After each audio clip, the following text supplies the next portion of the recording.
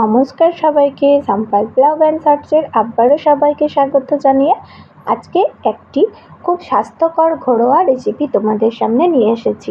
তো তোমরা টাইটেল দেখে বুঝেই নিয়েছো। তো হ্যাঁ বন্ধুরা, আজকে তোমাদেরকে করে দেখাবো ঘরে পাতা টক দই। তো ঘরে পাতা টক দই অনেক কিন্তু স্বাস্থ্য উপকারিতা আমাদেরকে দিয়ে থাকে।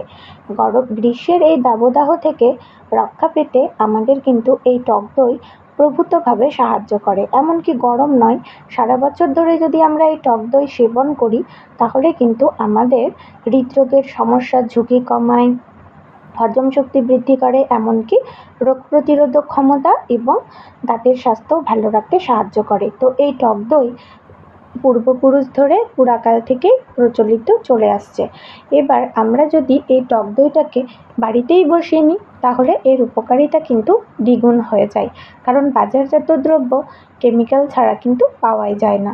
এবং এইভাবে যদি আমরা ঘরে টক দই পেতে নিই তাহলে কিন্তু আমরা কিছুটা হলেও খুব ভালো খাবার আমরা তৈরি করতে পারি। তো তার জন্যই দুধটাকে খুব ভালোভাবে ফুটিয়ে নিয়ে বেশ খানিকক্ষণ নাড়াচাড়া করে একটা পরিষ্কার পাত্রের মধ্যে ঢেলে নিয়ে খানিকক্ষণের জন্য রেখে দিতে হবে।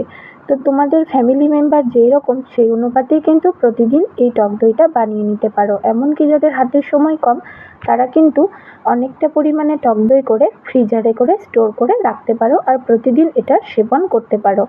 এবারে দেখো, আমি একটা পরিষ্কার পাত্রের মধ্যে দুধটাকে ঢেলে নিয়েছি আর কিছুক্ষণ রেখে দেওয়ার পরে একটু নাড়াচাড়া করে নেব যাতে দুধের টেম্পারেচারটা আমার একটু কমে যায়। এরপরে দই বীজ বা আগের থেকে পাতিয়ে রাখা টক দইয়ের কিছু অংশ বাটিতে করে তুলে রেখেছিলাম, এটাকেই দই বীজ বলা হয়। আর এটা দিয়ে কিন্তু দিনের পর দিন টক দই বসানো যায়। তাই প্রতিদিন টক দই পাতার পরে সেই টক দইয়ের অল্প পরিমাণে তুলে একটা আলাদা পাত্রে সংরক্ষণ করে রাখতে হবে। আর এটা দিয়েই কিন্তু প্রতিদিন টক দইটা তোমরা বসাতে পারবে। তো এই দই বীজটাকে খুব ভালোভাবে ফেটিয়ে নেব যাতে করে এর মধ্যে কোনো লাম্প অবশিষ্ট না থাকে।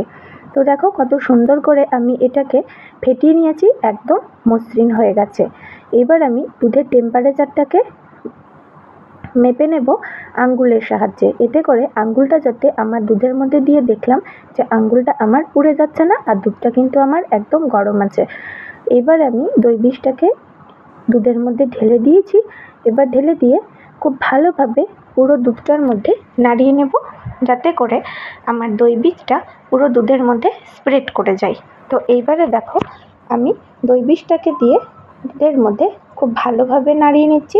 আর এইবারে দেখো, দুধ থেকে একটা বাবলস উঠছে আর এই বাবলসগুলো দইটা যখন জমে যায় তখন কিন্তু খুব ভালো লাগে দেখতে।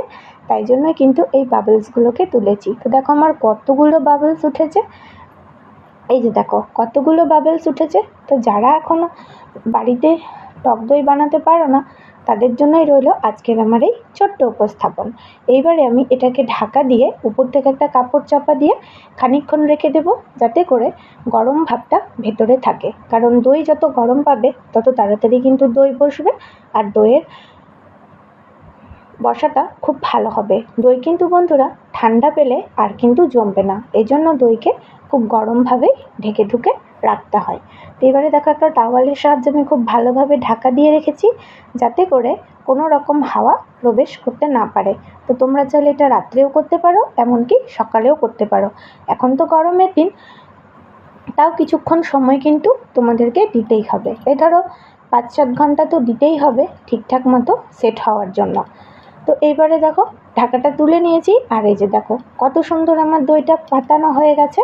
এবারে দেখো আমি বাটিটা নাড়িয়ে দেখাচ্ছি, কোনো সাইডেই কিন্তু দইটা নেমে আসবে না, তার মানে একদম চাপা দই তৈরি হয়ে গেছে।